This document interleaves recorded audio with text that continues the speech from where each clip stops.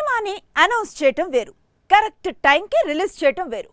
ఒక డేట్ చెప్పి దాన్ని రీచ్ కాకపోతే ఎఫెక్ట్ గట్టిగా ఉంటుంది.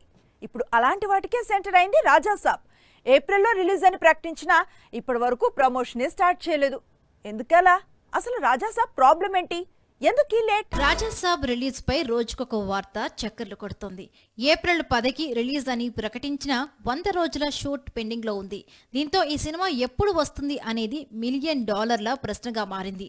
అయితే రాజాసాబ్ కోసం సెప్టెంబర్ లో 2 డేట్స్ ని లాక్ చేశారట మేకర్స్.